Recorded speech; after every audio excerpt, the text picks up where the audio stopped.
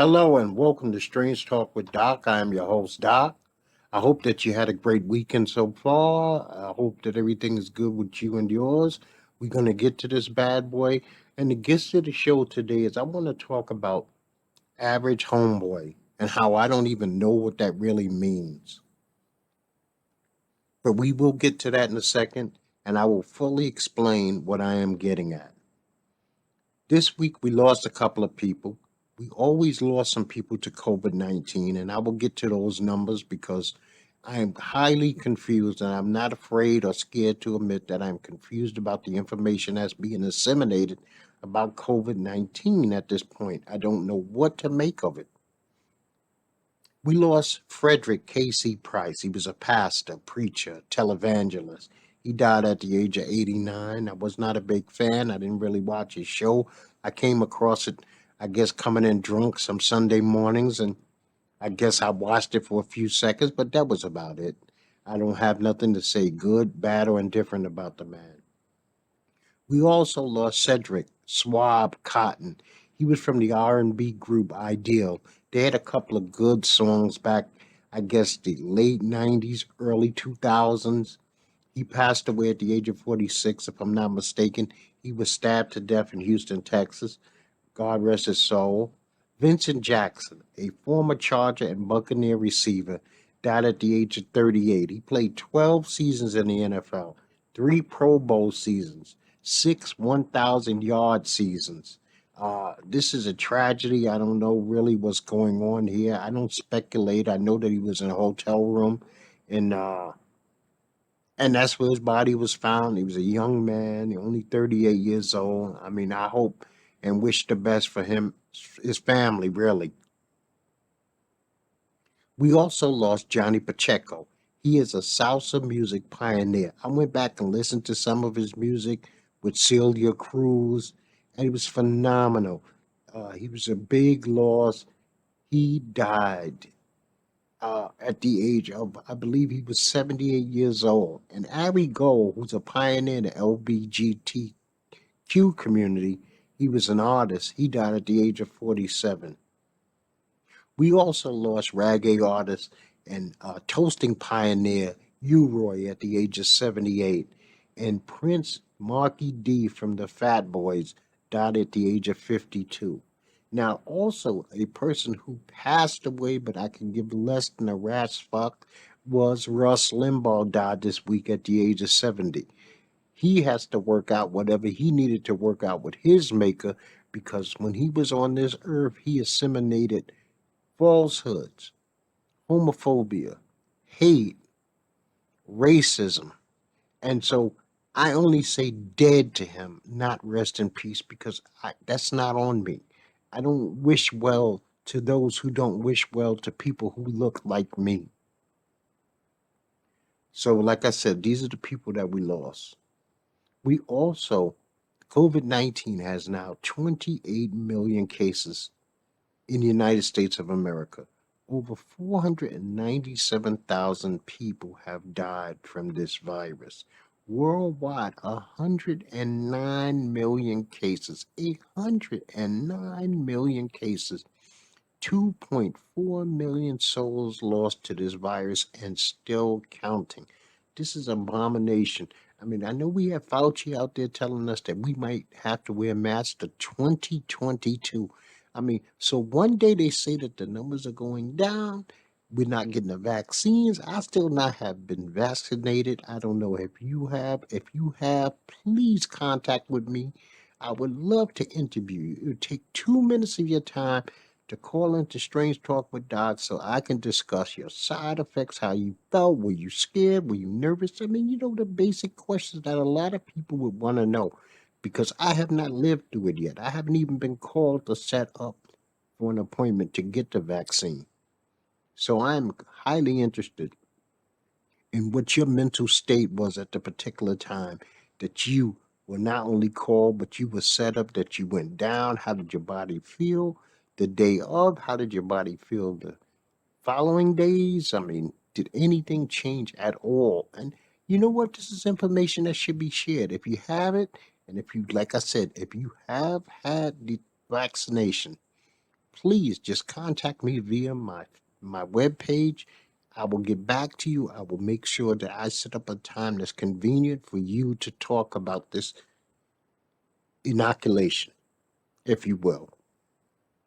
Now, I did say that I was going to talk about average homeboy, and I don't know what that means. So, because I believe in living life, I believe in enjoying life. I believe that life is not a joke, but there has to be some rules to conducting yourself in this life. Because I want a life that's abundant. I want a life that's fulfilled. I want a life that has honor, integrity. I have a code of accountability and reliability that I must follow. Does that make me special? That does not make me special. Does that make me unique?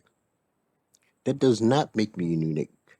But I think that it's an abomination to live a life where you don't have rules and regulations. And I am talking hard rules, rules that you cannot and you will not break under any circumstance. I don't steal. I have never been a thief. It is just not who I am. I try not to ever lie or give bad advice to anybody. It does not benefit me to give bad advice that can be used against me at a further date because a person says, because of the information you gave me, I went in the wrong direction. I don't want that on me. I don't need that on my head. I don't need that in my heart. I don't need that in my soul. So I stay away from that type of activity. I also stand on my own 2 feet. I believe that we must stand on our own 2 feet, that we must find a way to be strong. And if the things that come against us knock us down, that we have the strength to stand up against them, especially if they're our fault. I believe wholeheartedly that every relationship that you are in, you are responsible for 50% of how that relationship turns out, be it work, personal, schoolmates, churchmates, no matter what, neighbors, you play a part in everything that happens to you. So putting responsibility and blame on others is not something that I will do. I don't believe in talking about people in the third person. If somebody is not in the conversation, I will not bring them up in a conversation. I don't ask people how other people are doing. If I'm speaking to a buddy, I won't ask him how his brother's doing. I won't ask him how his father's doing. I won't ask him how his mother's doing. Because if I was in their life, I would know how they're doing. I mind my business, and I expect people to mind their business when it comes to me. I don't like to hear that I've been talked about. I've been doing Strange Talk with Doc for now since 2017.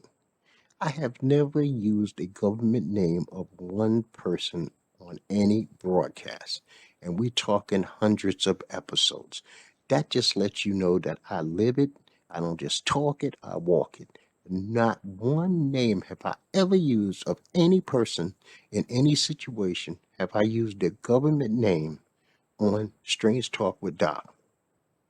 I really am not a big fan of talking about people. I don't even bother talking about celebrities. I'll say rest in peace from here and there, but for the most part, you never hear me gossip. You never hear me spread rumors because it is not who I am. But these are hard laws and rules that I follow every single day of my life. I don't believe in borrowing money. I have loaned a lot of money in my life. I've been blessed enough to be the loaner and not the borrower. And so that's not something that I involve myself with. I never wanted to be average. I never wanted to be a B student. I never aimed for C's. I aimed for A's and A pluses because why not? Who am I to not shoot for the stars? Somebody told me, and it resonates with me still today. If you reach for the stars or the heavens, you'll fall into the stars. But if you reach for the curb, the only place you can go is into the gutter. There's no place for me in the gutter. I'm not fucking around with the gutter. I don't want nothing to do with the gutter. I came from the gutter. Bed-Stuy has taught me valuable lessons on how to conduct myself anywhere that I go. The rules and regulations of not stepping into lanes that don't belong to me.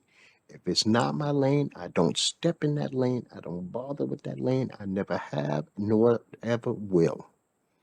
My name is clean. I keep my name clean. When somebody mentions Doc, they're going to say he's an upright guy. He's a stand up dude because I don't trick people. I don't fool people. I don't steal from people. I won't fuck your woman. I'm never going to try to step to your woman. I'm not going to try to step disrespectful to you. But if disrespect comes to me, I will handle it, and I handle it right then and there. No third parties involved. No nonsense. Man, oh man. Mano y mano. You know?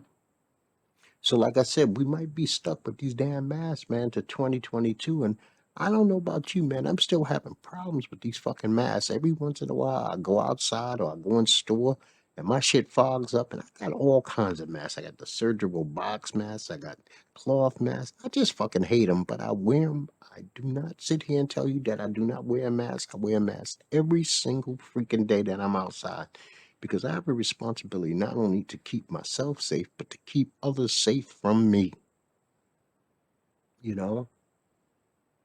So we had Ted Cruz bugging out this week. This fucking guy's a senator. He's running around with a mullet. He's coming up with photo ops that don't make sense, passing out water where it looks like there's only two cars in the whole fucking parking lot. This is Texas. Millions of people live in Texas. He could have had a community center full of people delivering them water, food, or blankets, whatever they may need. You know, you already know about the Cancun thing, the going and coming. So I'm not going to spend a lot of time on Ted Cruz, but I think that Ted Cruz is a clown. I think the way he's conducted himself during the, uh, the impeachment was as an asshole. I think the way he conducted himself with the college, electoral college voting count, he was an asshole. I hope the people of Texas will wake up and remember this when he comes up to vote the next time. So Biden said he wants Congress to pass a law that would require background checks on all guns sold and ban assault weapons with high capacity magazines. Now, the thing that gets me is I thought that most high capacity magazines, anything over 30, were already banned because I would like to get my hands on some that are 50. And I think if you were grandfathered in and already owned them, you might be able to still keep them. But I don't think they make them, manufacture, or even sell them unless you get them on like eBay or something like that. And I don't even know if that's legal. So don't quote me. Check your state laws. Do not follow me on this. Go to your state laws and see what is the law. But we need something done with this quick because the fact of the matter is, with all the new gun owners in 2020, you can barely find anything. You can't find smaller caliber weapons, pocket pistols, mouse guns, whatever you want to call them, backup guns.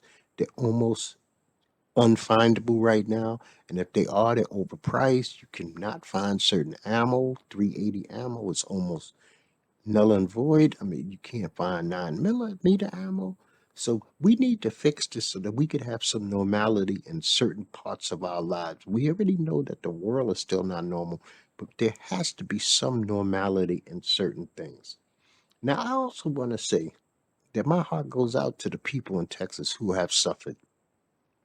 It really disturbs me that we don't have infrastructure. We don't have people who are prepared on their own to make sure that if a catastrophe happens, that they have backups.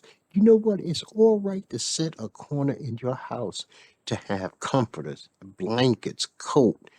Even though you live in somewhere warm, you never know what Mother Nature is going to do. You never know what the Creator has planned for you. So, you know what? You stay ready so you never have to get ready. You keep money so that you don't need money. If you are able to do those things, then you should do those things. I live in a place right now that's not the coldest. It gets cold, but not the coldest. I will have winter coats that I can't even wear here, but I still own them just in case, just in case.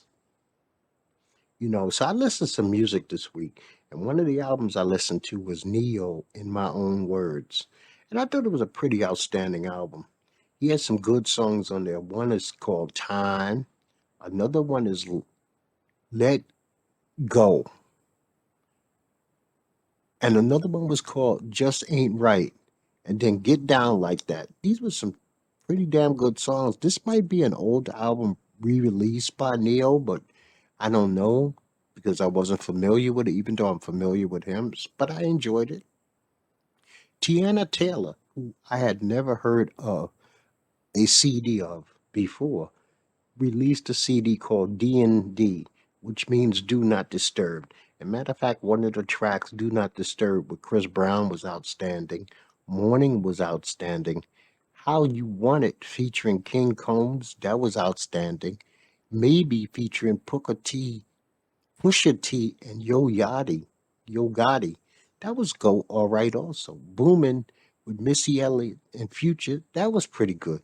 I enjoyed the CD by Tiana Taylor. I never really heard of Sing before, but I enjoyed it. I also listened to Robin Thicke. Robin Thicke has a CD called On Earth and In Heaven, and this thing was banging with hits.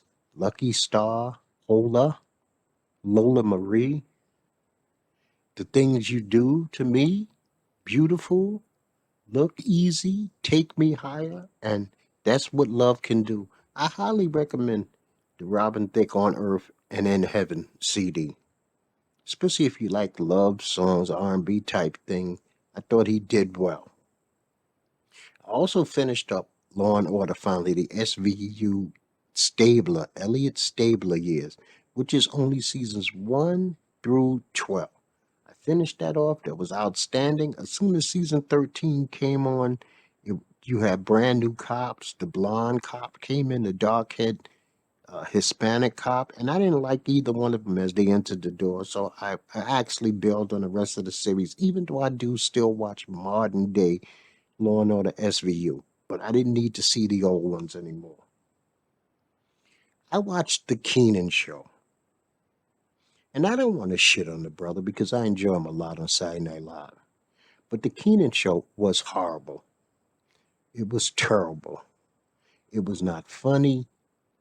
I didn't bond with anybody. I'm going to give it one more chance before I take this thing off my TiVo and get rid of it. But the first episode it was bad, man. It was really bad. I also watched Young Rock. Young Rock's first episode was pretty good. It was entertaining. It drew you in. You're seeing a lot of familiar faces as actors now, like Iron Sheik and Andre the Giant. So you kind of drawn into the storyline of The Rock now running for president and him rehashing his life. I thought that was an interesting premise. Saturday Night Live was all right. It was a good show. It wasn't great. It hasn't been great the last 2 weeks, but it's been watchable. But I did finish season 3 of Bulletproof yesterday, which is a UK like Bad Boys TV show with Ashley Waters and Noel Clark. And if I got either one of these young brothers' names incorrect, I apologize. But it's outstanding. I believe we air it here in America on the CW.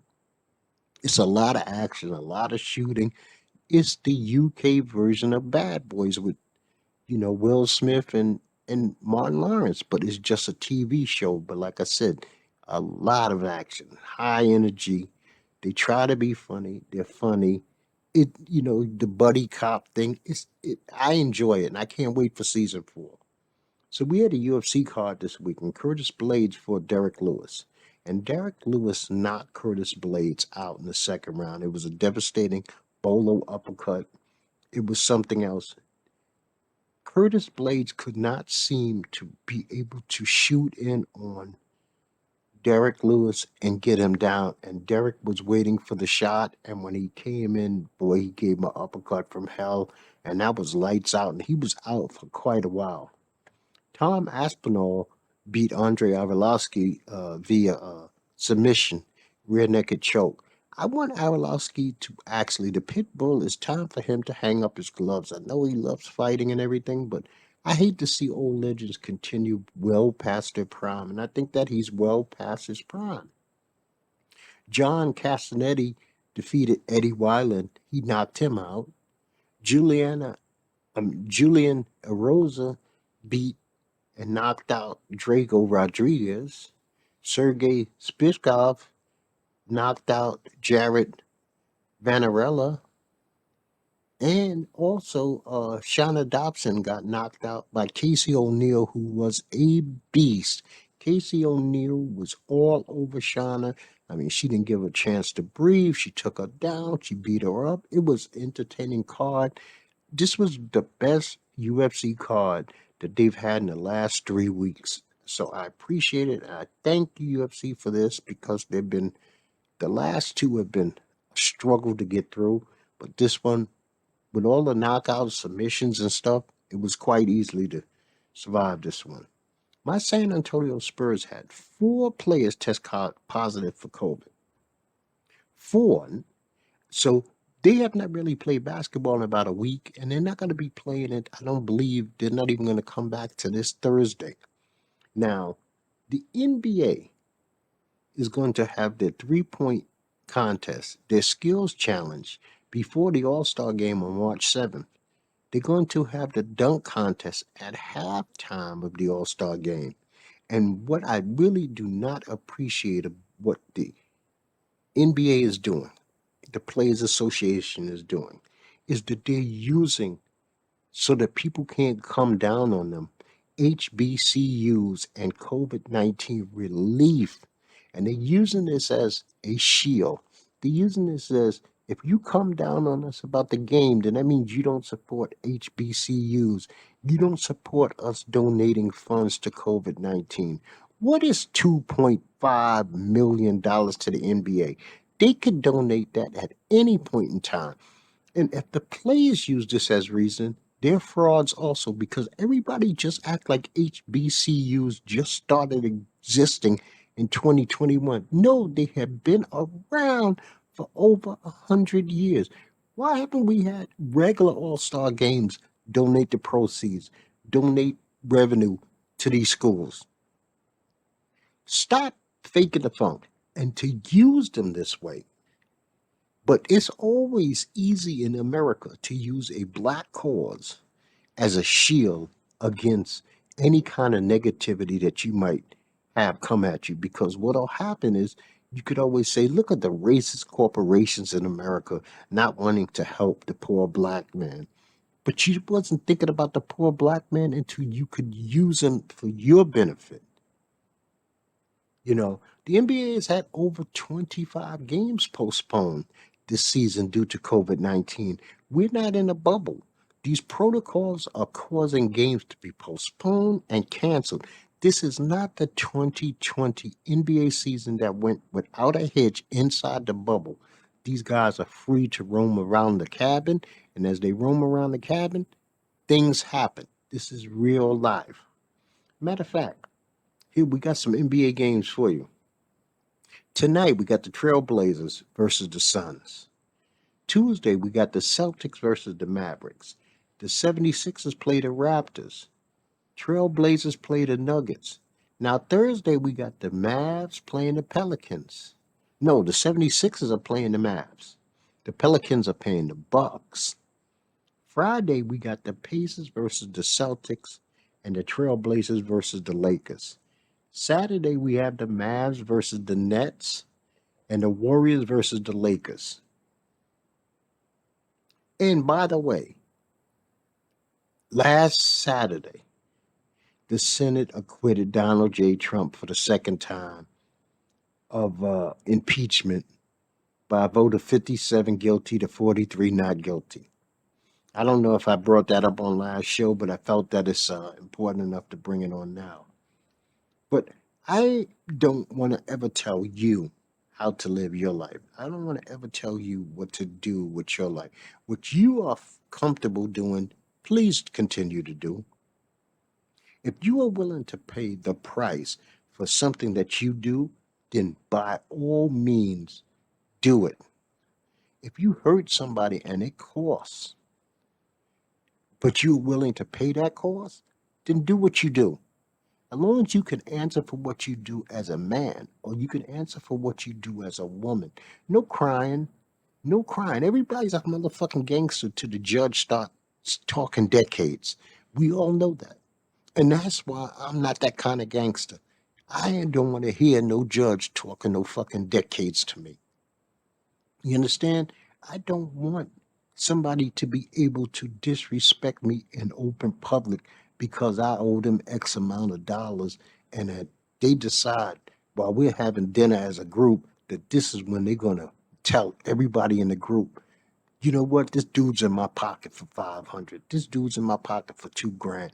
So I don't leave myself open for those type of things. But if you can handle that kind of weight, then you handle that kind of weight. See, I'm not one of those people that believe in unconditional love. I believe that love comes with conditions. I believe that love comes with a responsibility.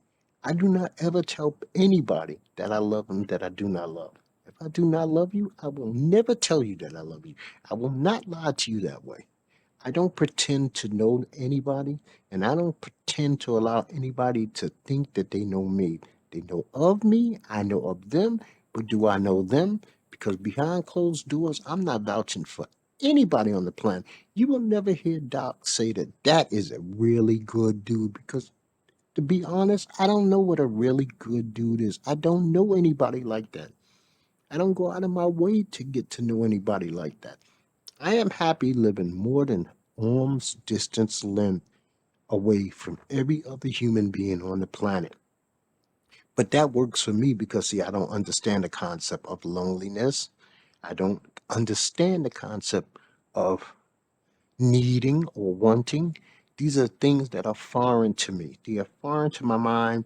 They're not things that I really want to understand. I understand that I can look in the mirror and I love that dude that looks back at me. He provides food, he provides any kind of tap on the back that I need. He provides motivation. I don't look outside myself for any of these things.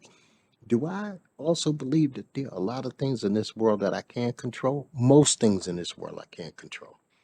They are out of my hands. So I don't sweat them. It took years of conditioning my mind this way. And I can help anybody who feels lost like that.